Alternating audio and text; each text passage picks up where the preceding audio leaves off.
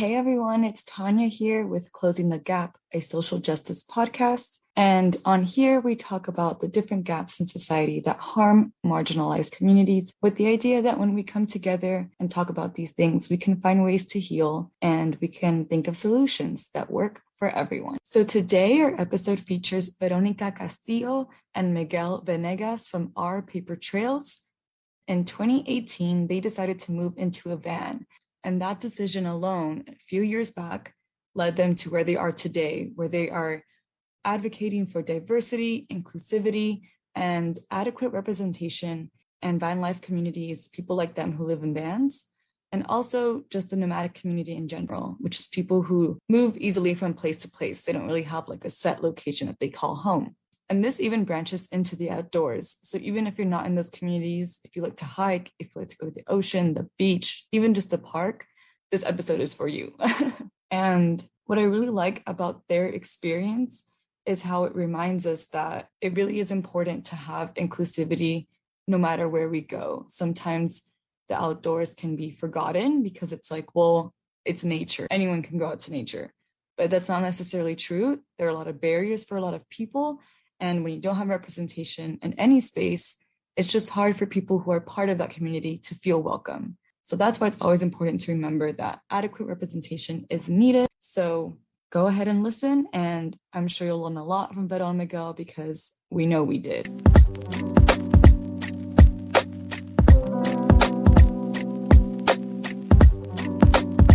Hi, everyone. This is Tanya. And this is Adriana. And today we have a special episode for you. We are interviewing Vero and Miguel of Our Paper Trails. And they are wonderful people who have a kind of different experience from most of us. They live in a van and it's called van life, but we'll get more into that in a bit. So we're just going to talk about how their experiences with that is, especially as people of color. It can be different from other people in this space. So yeah, let's just get right into it. Adriana, do you want to start us off? Yeah. So can you guys please explain a little bit about what van life is and what being a part of that community is like? Yeah. Van life is, I think, a spectrum of basically people experiencing maybe life on the road. So it's people who eventually kind of experience maybe living in a vehicle. So it doesn't have to be a van. There's also like car life, there's RV life, there's even like motorcycle. I don't know. I don't think it's called motorcycle life, but people travel and live riding a motorcycle and kind of camping everywhere. But it's basically kind of a very nomadic life. It could be part-time van life. So maybe you have a stationary house somewhere and you work there for 6 months and you like to travel for 6 months and not work. So it looks very different depending on your situation and how you want to make it to be. But I think some of the common values is that there's a lot of ability to kind of get out on the road and be in nature and using a vehicle to do that. Also, minimalism is a huge part, I think, of living in any small space, whether that be like an RV or a camper van or a van. And I think that is also a pretty, like a common theme that we find amongst people who choose to live in their vehicles. We're really drawn to that, the minimalistic lifestyle. I guess the general themes, though, like what you kind of see on social media, it's kind of this idea where you're kind of exploring your backyard and, you know, being able to travel and also work at the same time, if at all. Yeah, it's an invitation to not be geographically bound. So that's kind of like what you see on social media is just this idea of like visiting national parks, going to different states. So that's kind of, I think that's more like the popular notion, but this idea of like there's different facets. Like there's different types and how it looks like. You know, some people actually are more stationary than others, right? And they're actually working. They're actually geographically bound to a certain location, but they're still doing van life. So definitely there's a huge spectrum, like you said. And yeah, it kind of depends on who you're asking in a way. Yeah. And that's what I really appreciate about it is that like, oh, what's your van life experience? So it could be that like for us, we've had a very unique experience of van life where people are like, oh, you've traveled to so many places. I'm like, well, yes, we have. And we're able to kind of like explore our surrounding areas. So far, it's been like a transitory like phase for us. Like it's mostly a means to an end in a way where we kind of came up with this idea of like we wanted to essentially meet a ton of different goals. And then once we accomplish those, then we kind of wanted to explore and travel more. But the good thing is that we have traveled, you know, in small bit. And with the van and without the van too. Yeah. Yeah, and I appreciate the breakdown because if I'm being honest, I'm not too familiar with the kind of community. So I appreciate you providing that background. Do you mind sharing what your goals are and what really inspired you to get into van life and how the experience for both of you has been so far? So yeah, I mean, what inspired us was like us getting married and then just trying to figure out how we wanted to live our life, how we wanted to carve it out. And one of the main things for Veronica was she loves traveling. You travel so many different places. Yeah. So that was something that's always been like in her soul. Like she's always wanted to travel. And so we basically started strategizing, like, how can we do that, in our marriage? How do we make it reasonable and possible? And then one day she just came up with this idea like, hey, I think we can travel for 6 months to a year. And that was kind of like revolutionary for us. We're like, whoa, that's crazy. How are we going to do that? And we thought about backpacking. And then there was kind of like pros and cons to backpacking. The con being is like, we won't feel like we're at home.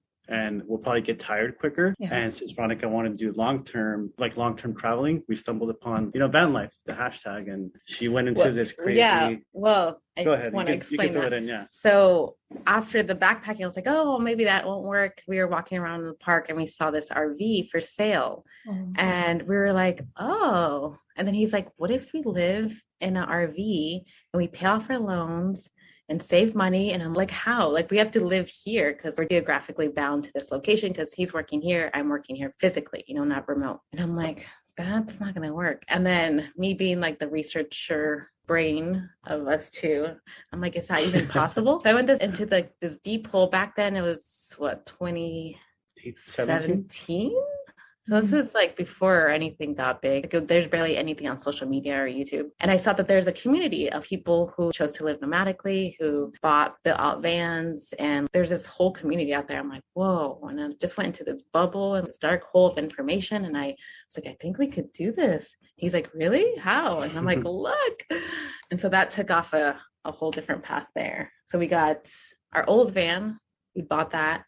Try to convert it. Oh yeah, that's right. Yeah. Working full time, it didn't work out. And then Miguel, at that time, he took me out to dinner. He's like, hear me out. I have this. You could say no, you could say yes. It doesn't matter. I was going to tell me something like serious. And he's like, so what if we use some of the money we have and we get a newer van? So something a little bit more reliable, a little bit bigger, and we just have a company build it out. And I thought about it for 2 seconds. I was like, let's do it. So yeah, that was kind of the inspiration, was this idea of Veronica wanting to travel. And so we kind of made that part happen. And for me was, I don't know, for whatever reason, I just wanted to make sure we paid off our loan. That was kind of huge for me. Student loans. So to pay that off and at the same time also being able to save money so that we can travel for long term. So all those kind of like 3 goals that we had, like you wanting to travel, me wanting to pay debt, and also like saving money, that kind of coalesced into this motivation to do van life, to pretty much live in a van and kind of propel ourselves forward and meet our goals like quicker than we would have if we would have like been renting an apartment or whatever the case may be. Yeah, so I feel like we were putting money into something we would eventually be able to kind of maybe travel a little bit long term. Mm-hmm. So it was just like, a little bit of sacrifice at the beginning to sell everything, to live in a lot of sacrifice. Yeah. You gave up your whole lifestyle. Yeah. And we gained a whole new one. Like, I think that kind of in hindsight, we're like, oh, crazy we did that. I know we talked about it. We talk about it all the time. Like, who were we? Like, who are we? We sold everything in our apartments, everything. It was chaotic. But I'm assuming not everyone thought it was a great idea. Yeah, everyone thought it was like the greatest idea. Why wouldn't you want to live in a 90 square foot place with your spouse all the time? Yeah, not everyone. I think we understood that it wasn't going to be socially accepted, obviously, but also like long term. We knew it was going to be like, okay, we're going to work here and we're going to save money. We're going to pay off our student loans. And then the pandemic hit. Huh? And then the pandemic hit. You can't plan everything. Yeah. Oh, yeah. Do you feel like you had enough time to, like, obviously you guys were able to do it, but do you feel like the time from having the van converted, that was enough time to get everything sorted out? Did you feel like you were able to prepare properly within that time span? Good question. I feel like we did. I mean, it was like definitely rushed. I feel like I was on Craigslist and OfferUp and Letgo like every single day selling stuff, meeting people. But at the end, maybe if we had one more week, it would have been less stressful. But it was like, it was enough time, right? Yeah. Yeah, I think so. I think, and we never had experience actually like living in a tiny space. So I was always like, oh, let's try it beforehand. He's like, no, we'll be fine. I'm like, oh my gosh, he has like no idea. And so we sold everything. We like basically put all of our stuff in the van. We're like, okay, well, we're doing it. Like looking back, it's just mind-boggling and crazy to even think that we did that. But I feel like our goals and motivation was just so strong. Like, our conviction was pretty strong. Yeah. That I felt like it was the right decision. Yeah, maybe like 2 weeks ago or a few weeks ago, we were just thinking like, who were we? Like what? It's just crazy to think that we did that. And I think we were really excited to do like road trips, like little road trips on the weekends or long weekends, because we both work there in the area. So we're like, oh, okay, well, in a couple of weeks when we kind of the dust settles, we can kind of take our first like little trip and figure how it goes. I remember the first car ride in the van, like living in the van, we left water open. And, you know, it's your home, so you leave everything, but then your home moves all the time. So there's things out there you don't like close completely, or you lock and everything. Yeah. You start hearing things, you're like, oh my gosh, what was that? It was like a whole water bottle that spilled all over our new van. There's definitely a huge learning curve with living in a movable home. Like you just have to learn how to place things in the correct order, how to be organized. I mean, like when we were in the apartment, I was unorganized completely. I had no incentive to be organized because we had so much space. But like now doing van life, I think I might be slightly a little bit more organized than you, or more particular now about where everything goes, and it just changes you completely. It's kind of strange. Yeah, it does change you. Yeah, it does. And do you guys feel like you're pretty settled into the lifestyle now? And you guys already have been touching upon like a bit of the challenges, but really, what is it that keeps you wanting to continue van life? Yeah, well, right now we're taking a little hiatus because of Miguel's surgery that happened in March. So we had continuing to live in the van was like not an option because it just wasn't comfortable for him. And also it was kind of nice to kind of have a working restroom, you know, not have a house that moves constantly. So things we take for granted. Exactly. So knowing where your home's at, where did you park it? He wouldn't tell me where our home was. Well, he would forget, I would forget intentionally. Like because I would come home from work earlier. Where is Frida, our van?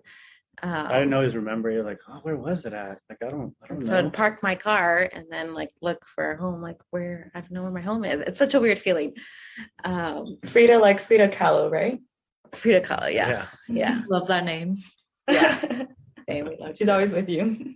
Yeah, exactly. I think like the biggest like pro of van life, or at least like what we plan to do in like a couple of weeks or months when I recover, a few months when I recover is I guess what keeps us going is just the idea of being out and like just a feeling of being out in nature, but still having everything that you need and feeling safe, you know, in a metal box. Like that's kind of priceless. Like just being away from like, you know, all the noise and the rustle and bustle that, you know, that we experience on a day-to-day basis.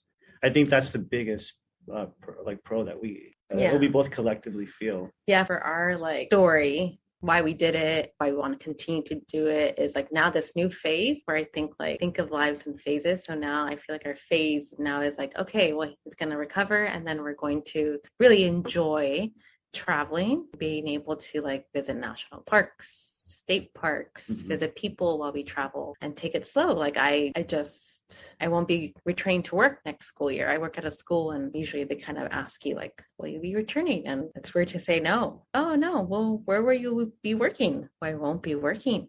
Yeah.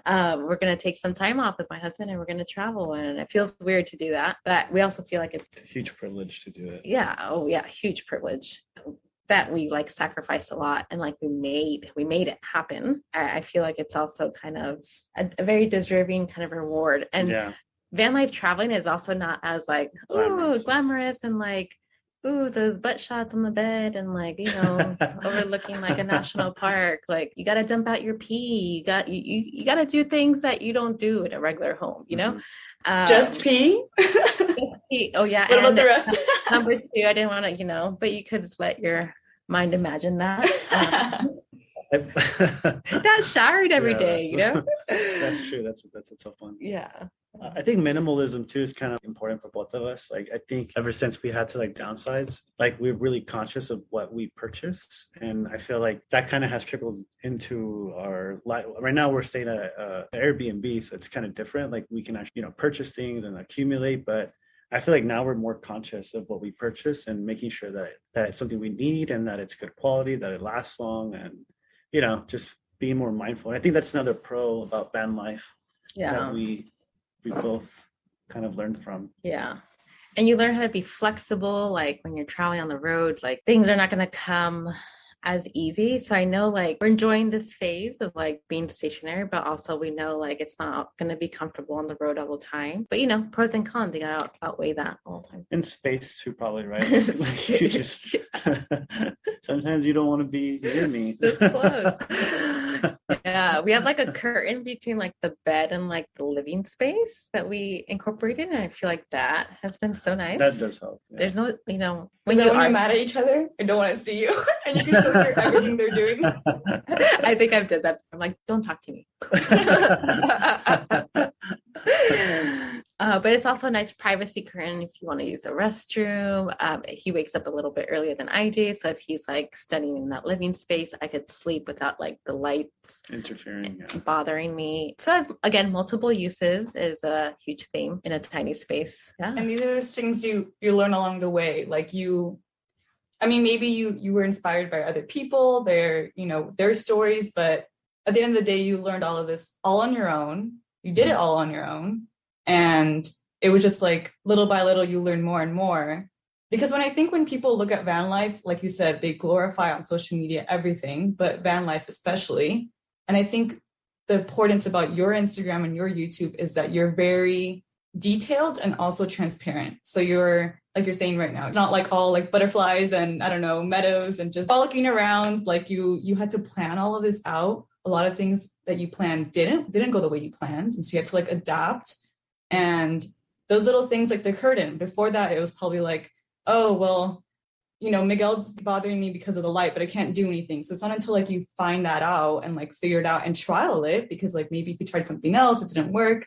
So it's a lot of patience, I think. And it's like something that I really want to emphasize. This took years to get to where you are now. And I want to commend you guys because I feel like a lot of people are scared to take risks. And although like there are those challenges that you guys are explaining, overall, it just sounds so freeing. And I feel like a lot of people are scared to, like, they want to be just conventional. They don't want to try anything different. And I really want to commend you for knowing what like your actual goals and values are and taking that risk, because ultimately it sounds like it's paying off and not a lot of people can do that. I really appreciate that. Yeah, I feel like that's something that I've been in a partnership too, like finding a partner who's also very similar in values and like kind of pursuing crazy things. Because sometimes like I have the crazy ideas and he kind of like trying to brings me down to earth. And sometimes it's the opposite. Yeah. So I feel like, yeah, exactly. We're both kind of, we balance each other. We balance each other out, where I'm like a little bit more adventurous than him. He's like, oh, I'll try it. I'll do it. And then he's a little bit more adventurous in different ways. I think for us, like,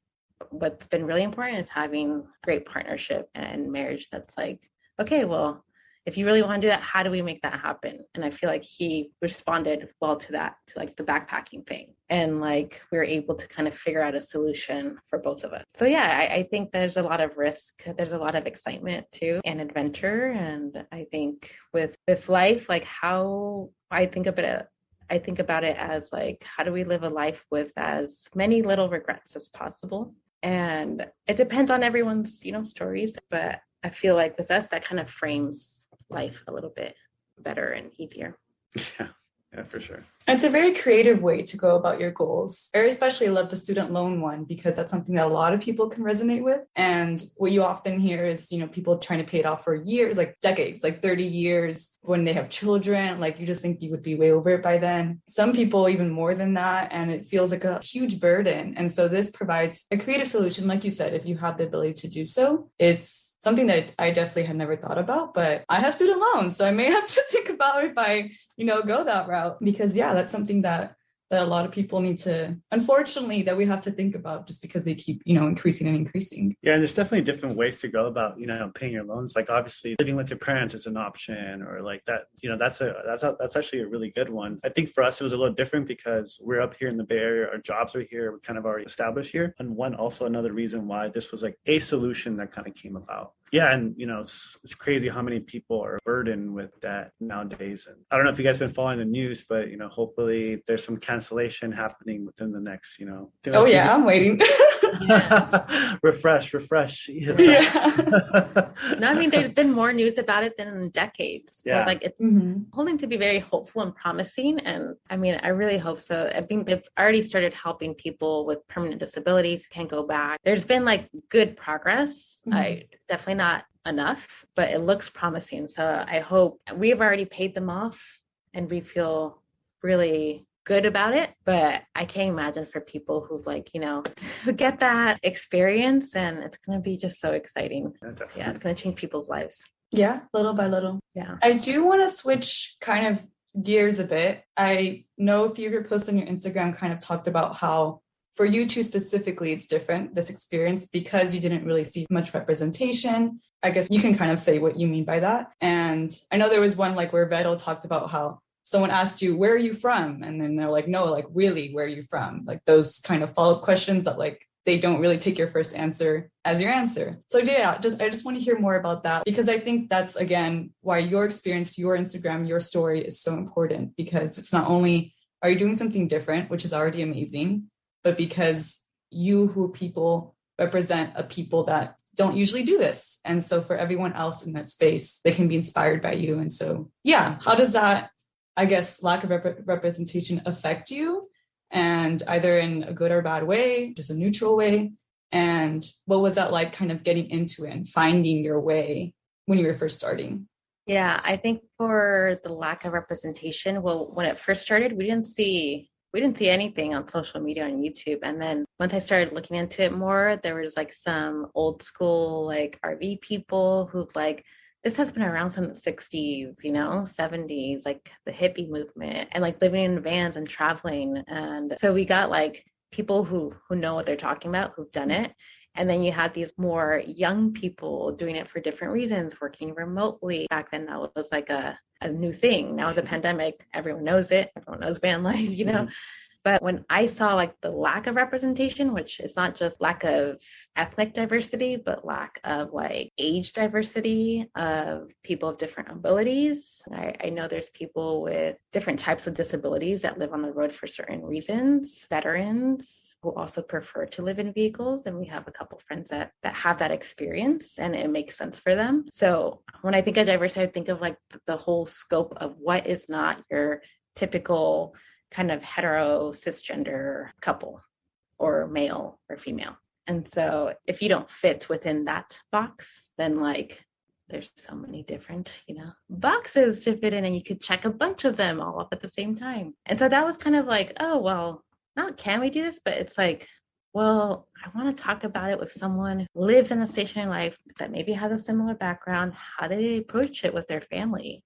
Like talking about it with my family, with my mom. And I was like, oh, like I would love to kind of hear someone with a similar background and experience. And I think it comes down to that. Like, how do you resonate with people with maybe who don't have the same lifestyle as you? So I think that's where I was coming up, because when I see more representation, then I feel like, oh, it's more inclusive and more welcoming.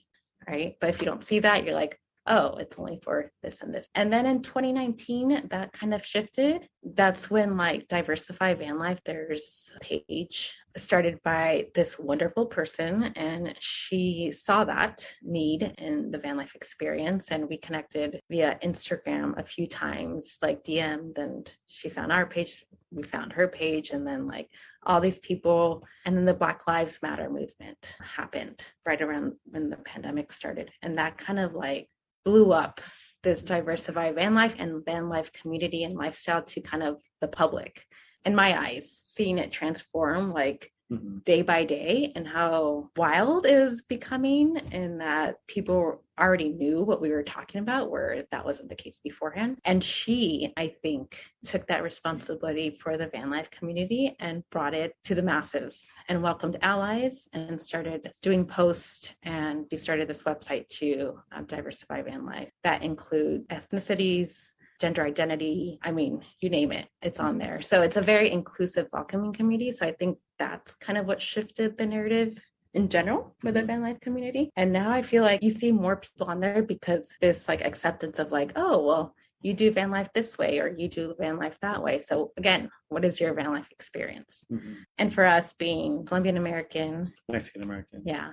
So again, identifying, reaching out to people who kind of identify similarly to you has been something huge. And we found really great friends who also are in the van life community and from similar different backgrounds, and no one's van life experience is the same. And that's what I love about it, no matter your background. And I feel like the van life community is so welcoming because you have this like very specific interest and lifestyle that doesn't matter what you do or where you're from, but this like one thing unites you. And I've just absolutely loved the nomadic community. It's very inclusive and welcoming from what I've seen. Oh yeah, for sure. Yeah, it has. Yeah. No, I agree. Thank you for that. I really like how you brought up like the different types of diversity. That's really important.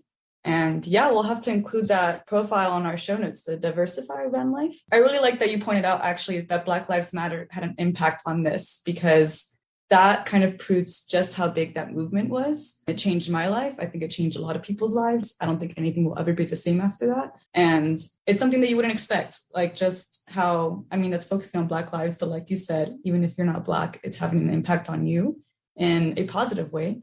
And also just how it's going into different communities. It was supposed to be against police brutality, right? This may not really seem to coincide with that, but it still influenced that. And so I like that you brought that up.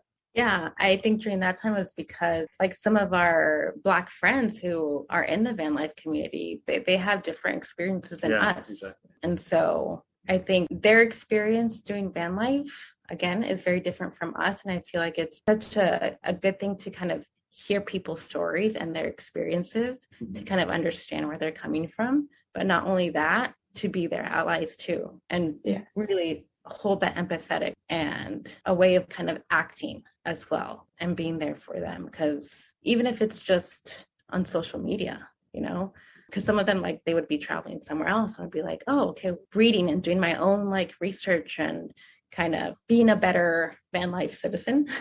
I remember reading about that and making sure, like, if we see something, to like how to act towards, again, becoming a better ally at the end of the day. I don't know of a better way to end this episode than with that. But if you want to add anything, any other like last messages, where people can find you, how they can follow your story, anything you want to plug in or just leave people with, feel free to do it now. No, I just think if you're interested in the van life experience, reach out directly to the people who you resonate with online. I think we're all kind of more than happy to share our experience. We talk about it a lot, and I feel like we like to talk about it because it's so unique and everyone has their unique story. So you learn a lot from someone else who's doing the same experience, which is great. But we also have a very small YouTube channel that really, we just do it for us. Kind of selfish for later on, where we could kind of look at where we've been and what we've done. And it's also kind of fun to do it together. But you can find us on YouTube too if you want to laugh at some of the bloopers. Those are my favorite. And then our Instagram, again, is Our Paper Trails as well. We're not as active right now, but because Miguel is recovering from his knee surgery, but we're still on it once in a while right now. And there are still plenty of great posts. If no one's seen it before, just go through them. It could take hours, but it's well worth it. So thank you again. What was that? I said, I forget what we posted the past. I'm like, oh. I was going through it, and I mean, I had already seen them because, I've been following for a while. I guess I'll just add, they're my cousins. So I'm very, very happy with this episode. Vero's my cousin, and Miguelito is my adopted cousin through marriage. So this is extra special for me. So thank you so much for taking the time to chat with us. Yeah, Adriana, do you want to add anything? No, just again, thank you for sharing your story. It's really inspirational. And again, I can't commend you guys enough. And thank you for also sharing the part of like representation matters everywhere in every space. So I appreciate you guys bringing that to light here as well. No, thank you. Thank you for having this platform, and thank you for inviting us, because we've really enjoyed it. Yeah, anyone that wants to hear our story, we're willing to talk. So it's definitely an honor and privilege to be here and just talk about ourselves, because we're selfish like that. Well, I'm sure a lot of people will, even if they can't resonate with van life, they can resonate with, having to be creative about your situation, having to, like Adriana said, take risks. So there's something in there for everyone, I think. Yeah. Even if it is for selfish reasons. If you want to do something, make it happen. It's not going to be overnight, but make those small steps every day to make that happen. And you can do it. Yeah. Mic drop. Love that.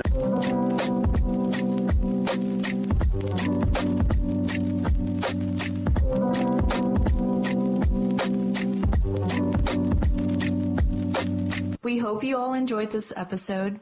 Please follow us on whatever streaming platform you use. To learn more, you can follow us on Instagram at closingthegappod or email us at closingthegappod@gmail.com with questions and feedback. Thanks for listening. Until next time.